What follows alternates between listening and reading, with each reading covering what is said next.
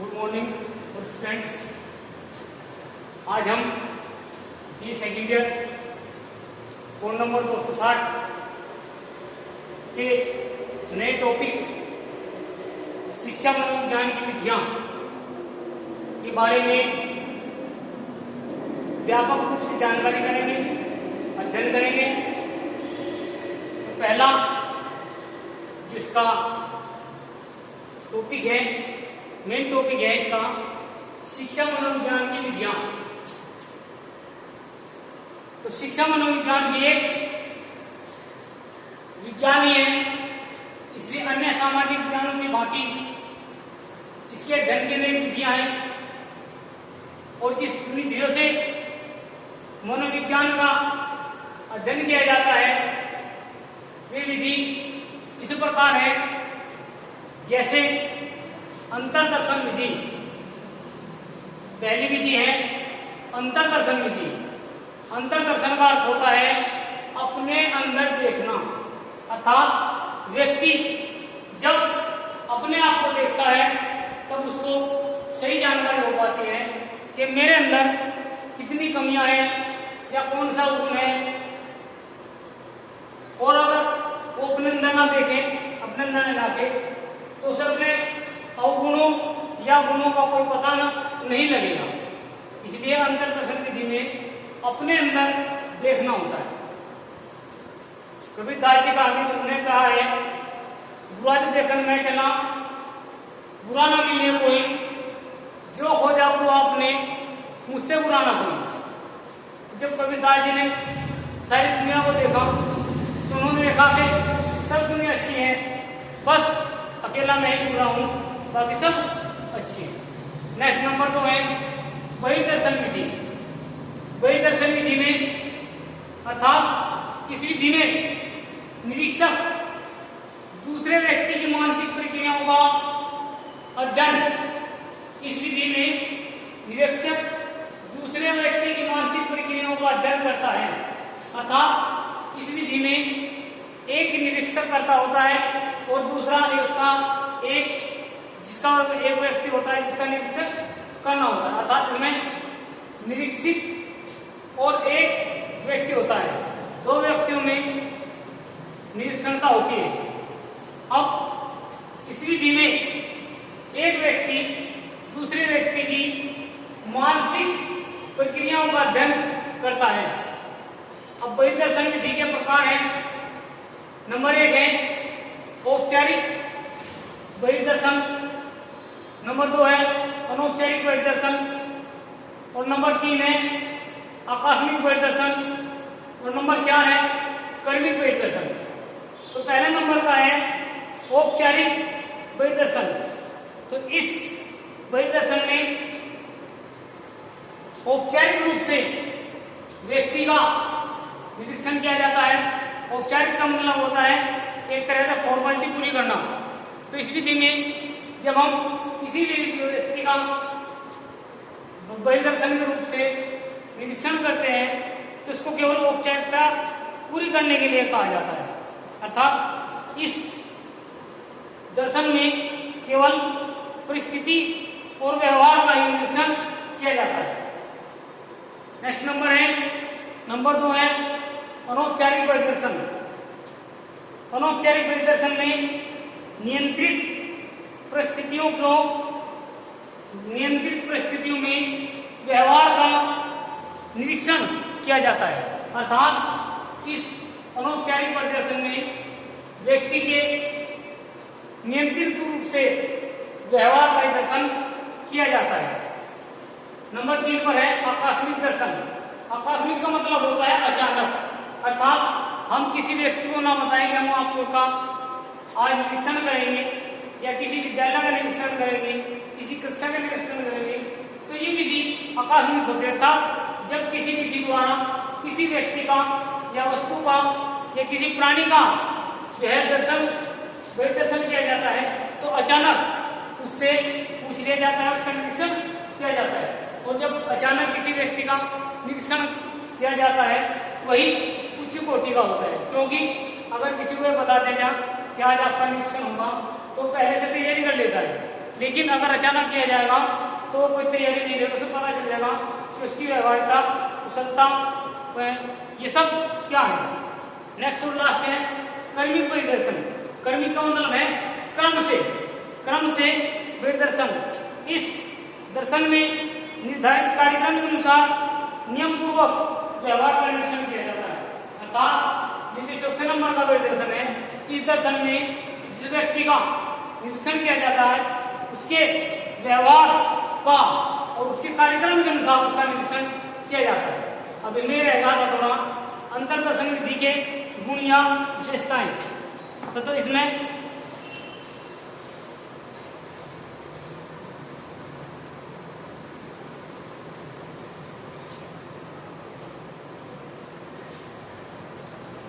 गुण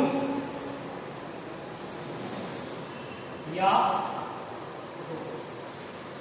इसमें परिदर्शन विधि क्या गुण और दोष के बारे में भी जानेंगे। तो इसमें सबसे पहले है परिदर्शन विधि में यह विधि एक वस्तुनिष्ठ और यह विधि एक वस्तुनिष्ठ विधि है जिसके द्वारा व्यक्ति के व्यवहार की क्रियाओं का अध्ययन और उसका व्यवस्थापन किया जाता है। इस विधि के द्वारा बहुत से बालकों का अध्ययन एक साथ किया जाता है। अर्थात परिदर्शन विधि में इस विधि में अनेक बालकों का अध्ययन एक साथ किया जा सकता है।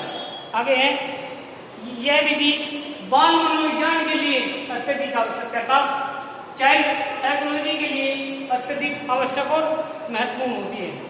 अब इसमें है इस विधि के कुछ दोष है, परिदर्शन विधि के कुछ दोष है। तो दोष का मतलब होता है सीमाएं दोष की होती है। कभी कभी व्यक्ति अपना दर्शन या औपचारिक निरीक्षण कराने के लिए वो कभी कभी नाटकीय व्यवहार भी करता है। अर्थात जब हम किसी का व्यवहार, किसी का निरीक्षण करते हैं तो वो उसी प्रकार से अपने आप को बना लेता है, अर्थात उसी प्रकार से आपको डाल लेता है। फॉर एग्जाम्पल आपने न्यूज देखी होगी, न्यूज में देखा होगा, या कोई मूवी देखी होगी, कोई नाटक देखा होगा, रंगमंच देखा होगा। फिर समय क्या होता है, जो जिसकी अभिनय, जो जिसकी भूमिका करता है, जो भी कलाकार होता है वो जिसकी भूमिका करता है अर्थात जिसका रोल करता है वो अपने आप को उसी रोल में अर्थात उसी भूमिका में डाल देता है। तो नेक्स्ट है इसमें कुछ दोष। अब आगे है प्रयोगात्मक विधि। प्रयोगात्मक विधि मानसिक प्रक्रियाओं के अध्ययन के लिए प्रयोगात्मक विधि सबसे उपयोगी और महत्वपूर्ण मानी जाती है। अर्थात मानसिक जो प्रक्रियाएं हैं उनके अध्ययन के लिए प्रयोगात्मक विधि सबसे उपयोगी और महत्वपूर्ण मानी जाती है। क्यों? क्योंकि प्रयोगात्मक में जो हम कार्य सीखते हैं उसको हमें प्रत्यक्ष रूप से दिखाना पड़ता है, इसलिए यह विधि अत्यंत महत्वपूर्ण होती है। फॉर एग्जाम्पल फिजिक्स है, केमिस्ट्री है, जूलॉजी है, बॉटनी है, होम साइंस है, ड्राइंग है और ज्योग्राफी है। ये सब ऐसे विषय हैं जिसमें व्यक्ति या स्टूडेंट या टीचर जो भी सिखाता है, सीखता है, इनको प्रत्यक्ष रूप से अर्थात जिस बारे में हम पढ़ते हैं उसको उसी रूप में प्रदर्शित भी करना पड़ता है। फॉर एग्जाम्पल केमिस्ट्री में कुछ कैसे हैं, इसमें कुछ नियम है और होम साइंस में कुछ वस्त्र होते हैं। तो इन सबको हम जैसे पढ़ते हैं हमें वैसे इसको करके दिखाना होता है, इसलिए प्रयोगात्मक विधि सबसे महत्वपूर्ण मानी जाती है। अब इसमें है प्रयोगात्मक विधि के गुण। तो प्रयोगात्मक विधि इस विधि के द्वारा बालक के व्यवहार और अनुभूति का अलग अलग अध्ययन एक साथ किया जाना संभव नहीं है। अर्थात यह विधि इतनी वस्तुनिष्ठ है कि किसी भी समस्या पर किए गए परीक्षण का प्राय दोहराया जा सकता है। अर्थात जो प्रयोगात्मक विधि होती है उन्होंने थोड़ी देर पहले बताया था, प्रयोगात्मक विधि में जब हम किसी प्रयोग को करते हैं या किसी प्रयोग को सीखते हैं या लिखते हैं, इसी प्रयोग को जो हम लिखते हैं या सीखते हैं इसी प्रयोग को हमें लैब में करना होता है। तो जो हमने पहले देखा या सुना या लिखा वही हमें करना पड़ेगा। तो जो हम लोग पहले सीखते हैं, सुनते हैं, वही हमें जो है लैब में करना पड़ता है, इसलिए हम उसी प्रयोग को उसी रूप में दोहराते हैं। फॉर एग्जाम्पल इस विधि में परीक्षक को प्रयोग को दोहराकर परिणाम में निकाला जाता है। तब इसमें जब हम कोई प्रयोग करते हैं तो जो हम प्रयोग करते हैं उसी के आधार पर निरीक्षण करता या स्वयं उसका या अपने आप उसका निरीक्षण या उसका जो है एक तरह से रिजल्ट या सत्यता की जांच भी कर पाते हैं। आगे है मनोविश्लेषण विधि। इस विधि में या इस विधि के प्रवर्तकों में 3 व्यक्ति मुख्य हैं, फ्राइड, जुंग और एडलर। अर्थात मनोविश्लेषणात्मक विधि के 3 विद्वान या दार्शनिक कहिया या बहुत बड़े अच्छे व्यक्ति कहिए, ये 3 ही इसके जन्मदाता है, एडलर, युंग और फ्राइड। इन्हें मनोविश्लेषणात्मक विधि का जो है जनक कहा जाता है। तो इसमें क्या होता है, इस विधि के प्रवर्तकों में फ्राइड, युंग और एडलर प्रमुख है। इसलिए इस विधि के द्वारा मनुष्य के गुहात्म भागों, गुहात्म का मतलब होता है छुपे हुए भागों को समझने का प्रयास किया जाता है। अर्थात इस विधि में मनुष्य के अंदर या किसी बालक के अंदर, व्यक्ति के अंदर जो कुछ छुपा है उसी को इस विधि के द्वारा प्रदर्शित या बाहर लाया जा सकता है। इसलिए इसको मनोविज्ञान की विधि कहते हैं। इसलिए ये जो आज तक चल रहा है, कुछ लोग हाथ देखकर, कुछ वैसे सूरत देखकर, कोई कुछ और देखकर ये बता देते हैं कि तुम्हारे भविष्य में यह होगा, तुम्हारे भविष्य में ये हुआ है, तुम ऐसा करने वाले हो, तुम वैसा करने वाले हो। तो ये सब क्या है, साइकोलॉजी। जिस व्यक्ति के पास मनोविश्लेषणात्मक का जो है अनुभव है या उसने मनोविश्लेषणात्मक का अध्ययन किया है या उसके बारे में जानता है, तो वो व्यक्ति उसके बारे में इतना ही बता देता है जिससे वह उसकी जानकारी इसी प्रकार से कर लेता है। और उसे क्या है, नेक्स्ट व्यक्ति क्या सोचता है कि उसने इसमें तेरे बारे में सब कुछ बता दिया, सब कुछ जानता है। लेकिन ये ज्ञान किसका है, मनोविश्लेषणात्मक विधि का। इसके द्वारा जो व्यक्ति एक दूसरे का अच्छी प्रकार से अध्ययन कर लेता है। इसमें आगे है मनोविश्लेषणात्मक विधि के कुछ गुण हैं और कुछ दोष हैं। जैसे इस विधि के द्वारा वातावरण के सभी तत्वों पर अधिकार प्राप्त करना बड़ा होता है। इस विधि में शिक्षा और मनोविज्ञान के अनेक समस्याओं पर अध्ययन किया जा सकता है। और इस विधि के द्वारा व्यक्ति या स्वयं एक व्यक्ति दूसरे व्यक्ति के बारे में आसानी से जान लेता है। ये सब इसके कारण होता है, मनोविश्लेषणात्मक विधि के कारण। इसलिए यह विधि आज के इस समय में बड़ी महत्वपूर्ण मानी जाती है। इसमें मनुष्य या मनोविश्लेषणकर्ता दूसरे व्यक्ति के मन में छिपी हुई बातों को अच्छी प्रकार से जान लेता है। अर्थात दूसरे व्यक्ति के मन में क्या छुपा हुआ है, इस विधि के द्वारा एक निरीक्षणकर्ता या दूसरा व्यक्ति अच्छी प्रकार जान लेता है।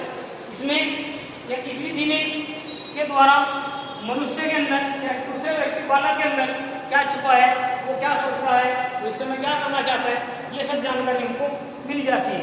इस विधि का कुछ दोष भी है, क्योंकि इस विधि में समय अधिक लगता है। जब लंबी विधि हो तो समय अधिक लगेगा, उसकी बहुत लंबी जानकारी करनी पड़ेगी। और इस विधि का प्रयोग एक साथ केवल सभी पर नहीं किया जा सकता। इस विधि का प्रयोग केवल एक मनुष्य पर एक बार किया जा सकता है। क्योंकि अगर हम किसी का मनोविश्लेषणात्मक अध्ययन करते हैं या उसका निरीक्षण करते हैं, तो हम एक व्यक्ति का उसी प्रकार से अध्ययन करेंगे, अन्य का नहीं करेंगे। इसलिए इसमें समय भी अधिक लगता है और खर्चीली विधि भी बहुत है। इसलिए यह विधि उच्च कोटि की नहीं कही जा सकती। लेकिन इसके विपरीत मनोविश्लेषणात्मक विधि आज संपूर्ण विश्व में एक बहुत बड़ा कार्य कर रही है। नेक्स्ट और लास्ट है व्यक्ति इतिहास विधि। व्यक्ति इतिहास केस स्टडी। व्यक्ति इतिहास विधि, व्यक्ति इतिहास विधि अत्यंत व्यापक है। इसमें व्यक्ति के वंशानुक्रम और वातावरण के विषय में जानकारी प्राप्त की जाती है। क्योंकि जो व्यक्ति विशेष या किसी व्यक्ति के बारे में हम अध्ययन करते हैं, उसको इंग्लिश में केस हिस्ट्री कहते हैं या केस स्टडी। तो हम जब किसी व्यक्ति के बारे में, किसी बालक के बारे में, किसी मनुष्य के बारे में उसका अध्ययन करता है तो हमें उसके बारे में बहुत पहले की और बहुत बाद की जानकारी इकट्ठी करनी पड़ती है, क्योंकि उसने जीवन में क्या किया, वो किसका लड़का है, उसके बाबा कौन थे, ये क्या कार्य करते थे, जो करते थे, वो करते थे। तो इसी प्रकार से उसके बारे में लंबी चौड़ी कहानी, लंबी चौड़ी बातें हमें निकालनी होती है यदि हम किसी प्रकार से अध्ययन करते हैं। अर्थात जब हम किसी व्यक्ति का अध्ययन करते हैं तो उसकी योग्यताएं, उसकी रुचियों, अभिरुचियों, उसकी बुद्धि, उसकी संवेदनाएं, उसके व्यवहार, उसके आचरण और उसका इमोशनल, ये सब हम चीज जो है इस विधि के अंतर्गत करते हैं। तो इस विधि में यानी व्यक्ति ज्ञान विधि के कुछ गुण हैं और कुछ दोष है। तो पहले सुनेंगे आप व्यक्ति ज्ञान विधि के गुण। इस विधि के द्वारा व्यक्ति की समस्याओं के वास्तविक कारणों का पता लगाया जा सकता है, क्योंकि जब यह विधि है, इस विधि का प्रयोग किसी बालक पर या किसी व्यक्ति पर किया जाता है तो इस विधि के द्वारा किसी भी व्यक्ति की समस्याओं और उसके तनाव का पता लगाया जा सकता है। इस विधि में किसी व्यक्ति को जब तनाव होता है, तनाव में टेंशन होती है, तो उसका भी पता इस विधि के द्वारा लगाया जा सकता है। इस विधि का प्रयोग सभी परिस्थितियों में किया जा सकता है। इस विधि का प्रयोग किसी भी प्रकार की परिस्थितियों उसी में ही किया जा सकता है। इस विधि के द्वारा व्यक्ति के साथ या व्यक्ति के रास्ते में आने वाली समस्याओं का समाधान भी किया जा सकता है। अर्थात इस विधि के द्वारा व्यक्ति के जो रास्ते में, मार्ग में कुछ बाधाएं आती हैं, उनका समाधान भी इस विधि के द्वारा किया जा सकता है। इस विधि या इस विधि के द्वारा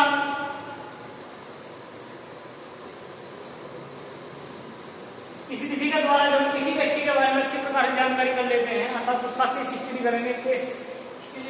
करेंगे, अर्थात उसके बारे में जानकारी करेंगे, तो हम उसके बारे में बहुत अच्छी जानकारी मिलेगी जो अन्य व्यक्ति को भी नहीं पता होगा। परंतु इसके लिए जो गुण है, इसकी कुछ दोष है, सीमाएं भी है।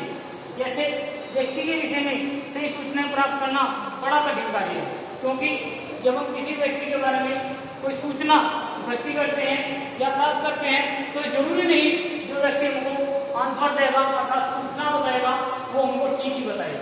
ये कहीं जरूरी नहीं है कि हमको सूचनाएं उचित बताए या ठीक बताए, सत्य बताए। ये भी हो सकता है किसी कारण से झूठ बता सकता है। तो इसके लिए ये जरूरी नहीं है कि वो व्यक्ति हमको सही सूचनाएं बताएगा। नंबर 2 है व्यक्ति संबंधित सूचना जब हम प्राप्त करते हैं तो सूचनाएं लंबी भी हो सकती है, बहुत बड़ी बड़ी भी हो सकती है और ऐसी भी हो सकती है जिनका अन्य व्यक्ति विश्वास न करे। इसलिए यह एक प्रकार से, अब नंबर 3 का पॉइंट नंबर 3 ऐसे क्या कर लूँ, जब हम किसी व्यक्ति के बारे में जानकारी करेंगे और समाज या अन्य लोग उसको सत्य नहीं मानेंगे तो यह इस प्रकार से यह विधि न विश्वसनीय होगी, न वैध होगी, ठीक है, और न ही योग्य होगी। इसलिए यह विधि अवैध होगी। नेक्स्ट पॉइंट है ऐसे शिक्षक नहीं मिलते। ये भी बात ठीक है, कुछ शिक्षक नहीं मिलते जो प्रत्येक बालक के बारे में, अर्थात प्रत्येक बालक के बारे में इस विधि के द्वारा अध्ययन कर सकते हैं, क्योंकि इसके लिए एक प्रशिक्षण की आवश्यकता होती है। जिस प्रकार से अगर कोई व्यक्ति मनोवैज्ञानिक तरीके से किसी व्यक्ति का जो है इतिहास या उसका स्टडी करता है तो उसके लिए साइकोलॉजी का ज्ञान, अर्थात साइकोलॉजी का अनुभव, साइकोलॉजी की एजुकेशन, ये सब जरूरी होती है। इसलिए हम लोगों को ये सब कार्य करने के लिए उस कार्य के लिए सबसे महत्वपूर्ण है कि हम उस व्यक्ति को भी तलाश करें, उस व्यक्ति का एक चुनाव करें जो इस विषय में या इस बारे में या इन टॉपिक के बारे में सही रूप से पारंगत हो, अर्थात उसने अध्ययन किया हो, तो उसके पास अनुभव भी हो और उसे इन चीजों की या इन सब बातों की अच्छी प्रकार से जानकारी। Thank you.